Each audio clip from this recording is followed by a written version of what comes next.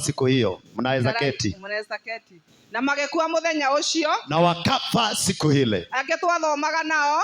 Wengine walisoma pamoja. Na magekinya teenagers magekua. Na wengine wakafika teenage wakafa. Amwe magetuĩka aciari na magekua. Wengine wakaja wakawa wazazi lakini hawako. Muthenya wa umuthi. Lakini siku ya leo. Niĩ ndĩ nyina wa ciana. Siku ya leo yeye ni mama watoto. Ndĩ cũcũ wa ciana. Siku ya leo ni shosho ya watoto. Ngona Ngai mwena wako. Anaona Mungu akiwa mwaminifu. Ngona Ngai anyendete. Anaona Mungu akiwa anampenda.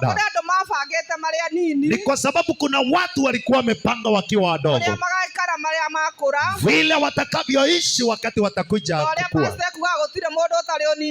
Ni kama vile mchungaji alisema hakuna mtu haja kuwa mdogo, na usijali na vile utakavyofanya, lakini siku ya leo hawako. Na mengi amepanga ameshayafanya.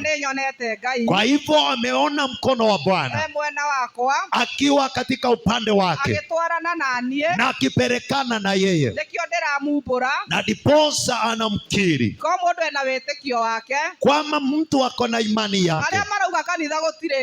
Wale wanasema kanisani hakuna Mungu, mimi nasema kuna Mungu, kwa sababu wakati Musa alikuwa anatengeneza hema ya makutano alikuwa anajenga mbali sana na watu. Watu walikuwa wanasimama mbali sana naye, ili wajue vile ambavyo Mungu atasema na Musa.